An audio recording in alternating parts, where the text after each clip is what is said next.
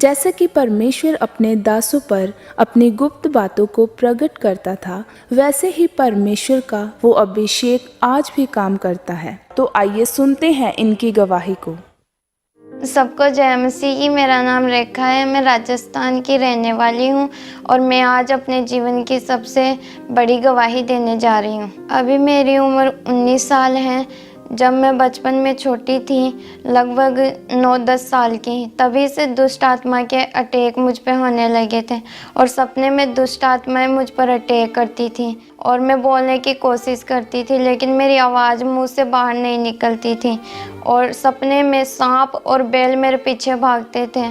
फिर धीरे धीरे से दुष्ट आत्मा के अटैक मुझ पे बढ़ने लगे और बहुत ज़्यादा दबाव पड़ने लगा और इसके साथ ही दुष्ट आत्मा मेरे साथ सपने में गलत संबंध बनाता था और जब मैं सवेर को उठती थी तो मेरी बॉडी में बहुत ज़्यादा वीकनेस होती थी और सपने में मुझे मुर्दा लोग दिखाई देते थे। वो मुझे मारने की कोशिश करते थे, मेरे पीछे भागते थे और मैं उनसे बहुत ज़्यादा डर जाती थी। और जब मैं घर पे अकेली होती थी तो मेरे कानों में रोने की आवाज़ें मुझे सुनाई पड़ती थी।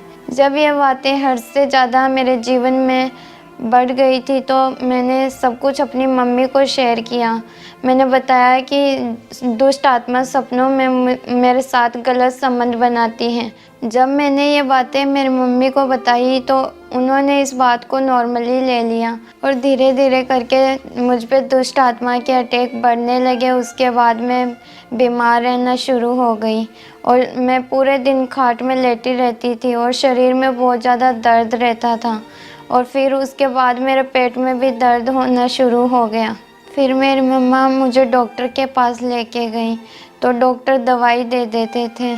फिर उसके बाद दवाइयों से भी मुझे कुछ आराम नहीं मिलता था।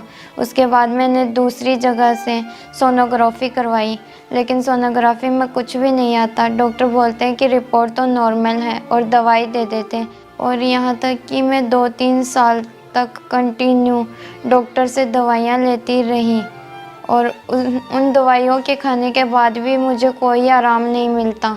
मेरी बॉडी में वीकनेस होने के कारण, पेट में बाईं तरफ दर्द होने के कारण मैं घर का कोई काम नहीं कर पाती थी। इस दर्द के कारण मुझे रात भर नींद नहीं आती थी और मैं बहुत ज़्यादा परेशान रहती थी। इस रोग के कारण और दुष्ट आत्मा के अटैक के कारण मेरी हालत दिन प्रतिदिन बहुत ख़राब होती जा रही थी।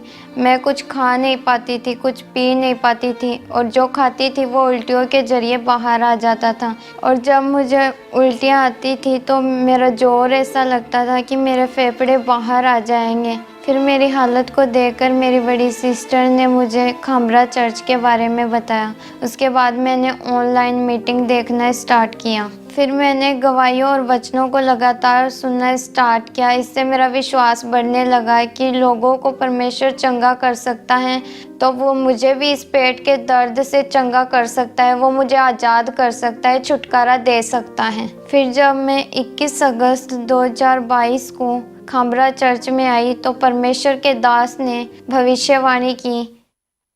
मैं देख रहा हूं एक शिष्य को हील होते हुए उसके स्टमक एरिया के लेफ्ट हैंड साइड पे उसको परमेश्वर का रूप टच कर रहा है। उसको बहुत जोर से उल्टियां आती, जोर से, मतलब सिंपल उल्टी नहीं, ऐसे उसका ऐसा लगता है कि उसका फेफड़े बाहर आ जाएंगे, ऐसा जोर उसका लगता है। पवित्र आत्मा तुझे टच कर रहा है राइट नाउ।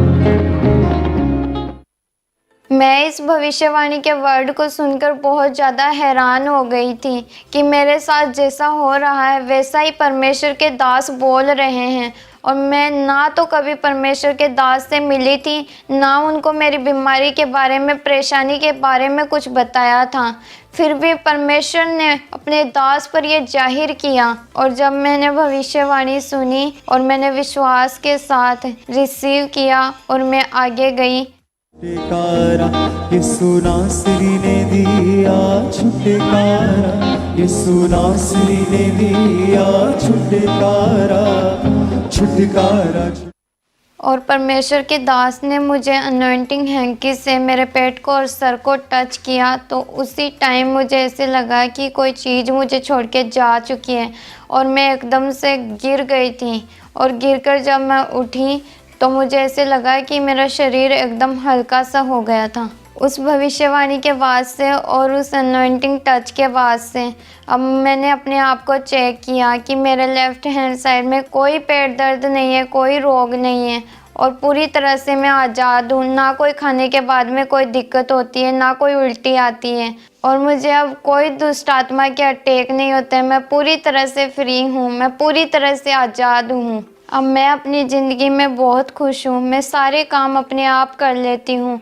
मैं उन बहनों को ये मैसेज देना चाहती हूँ कि जो दुखों में, परेशानियों में, बीमारियों में, दुष्ट आत्माओं से पीड़ित हैं, वो परमेश्वर में बढ़ते जाएं और विश्वास में अड़े और खड़े रहें। परमेश्वर में विश्वास करें कि जैसे परमेश्वर ने मुझे आज़ाद किया, वो आपको भी आज़ाद करने की सामर्थ्य रखता है। परमेश्वर ने जैसे अपने दास के द्वारा मुझसे बात की, वो आपसे भी बात कर सकता है और आपको भी आज़ाद कर सकता है। विश्वास में अड़े और खड़े रहो। इस बड़े छुटकारे के लिए और बड़ी चंगाई के लिए मैं परमेश्वर का धन्यवाद करती हूँ और परमेश्वर के दास का भी धन्यवाद करती हूँ। सबको जय मसीह की।